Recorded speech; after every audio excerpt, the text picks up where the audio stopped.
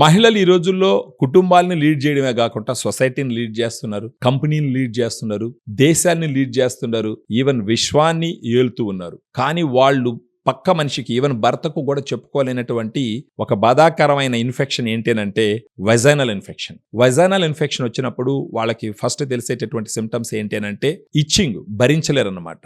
దాంతోపాటు white discharge, తర్వాత urinate చేసేటప్పుడు మంట, ఇవి రిపీటెడ్గా వస్తూ ఉంటాయి. మాకు వెజనల్ ఇన్ఫెక్షన్స్ వచ్చినాయి, డాక్టర్ గారిని కలిసినాము, డాక్టర్ గారు మెడిసిన్స్ రాసినారు, వాడినాము, తగ్గింది, మళ్ళీ వస్తూ ఉంది, ఎన్ని దగ్గరలు తిరిగినా కానీ ఇదే పరిస్థితి ఉంది, భరించలేకపోతున్నాము, ఇంటిలో కూడా కాన్సన్ట్రేట్ చేయలేకపోతున్నాం, కోపం వచ్చేస్తుంది, ఇరిటేట్ అయిపోతున్నాము, ఈవెన్ వర్కింగ్ ప్లేస్లో కూడా వర్క్ మీద కాన్సన్ట్రేట్ చేయలేకపోతున్నాము.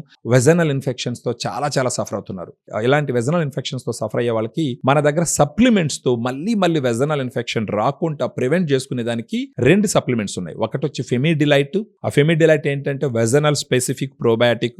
దీంట్లో 2 ఇంపార్టెంట్ స్ట్రెయిన్స్ ఉంటాయి, Lactobacillus rhamnosus HN001, Lactobacillus acidophilus LU14. ఈ 2 స్ట్రెయిన్స్ US డానిస్కో కంపెనీ నుంచి ఇంపోర్ట్ చేయడం జరిగింది. ఈ 2 స్ట్రెయిన్స్ అంటే ఒక క్యాప్సూల్లో ఉంటే డైలీ ఒక క్యాప్సూల్ నైట్ డిన్నర్ తర్వాత తీసుకుంటూ అట్లీస్ట్ ఒక 3 months వాడితే గనక వాళ్ళకి గుడ్ బ్యాక్టీరియా అక్కడ రిస్టోర్ అయ్యి మళ్ళీ వెజనల్ ఇన్ఫెక్షన్ రాకుండా ప్రివెంట్ చేసుకునే అవకాశం ఉంది.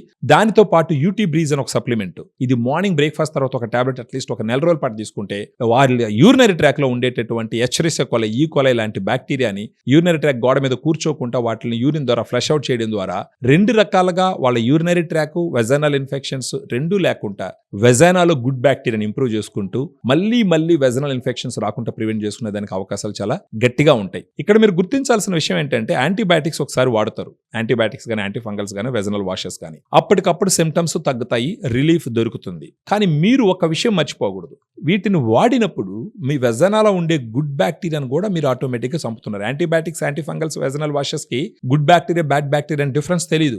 ఉన్న బ్యాక్టీరియాస్ అన్నిటిని చంపుతాయి. సో బ్యాడ్ బ్యాక్టీరియాని చంపాలి, at the same time good బ్యాక్టీరియాని కూడా చంపడం జరుగుతుంది. అందువల్ల ఏంటంటే మళ్ళీ మీ యూరినరీ ట్రాక్ ని, వెజైనాని అక్కడ కాపాడడానికి గుడ్ బ్యాక్టీరియా లేనందువల్ల over a period of time మళ్ళీ బ్యాడ్ బ్యాక్టీరియా గ్రో అవ్వడం వల్ల మళ్ళా ఇన్ఫెక్షన్ వస్తూ ఉంది. సో ఇది ఒక కంటిన్యూస్ సైకిల్ లాగా తయారైపోయింది. సో ఎవరికన్నా సరే వెజనల్ ఇన్ఫెక్షన్ ఉన్నప్పుడు మీరు already antibiotics, antifungals, vaginal washes తీసుకుంటుంటే ఫర్దర్గా మీకు ఈ ఇన్ఫెక్షన్స్ మళ్ళీ రాకుండా ఉండడం కోసము ఖచ్చితంగా మీరు ఫాలో అవ్వాల్సినటువంటి ప్రోడక్ట్స్ వచ్చి ఫెమిడిలైట్, యూటీ బ్రీజ్. దీని గురించి ఫర్దర్గా మీరు తెలుసుకోవాలనుకున్నప్పుడు మాకు ఈ వీడియోలో ఉన్నటువంటి నంబర్కి ఫోన్ చేస్తే మీకు కంప్లీట్గా ఎక్స్ప్లెయిన్ చేసి ఈ సప్లిమెంట్స్ ఇవ్వడం జరుగుతుంది. ఇవి సప్లిమెంట్స్ కాబట్టి డాక్టర్ ప్రిస్క్రిప్షన్ అవసరం ఉండదు, మీరు సేఫ్గా వాడుకోవచ్చు.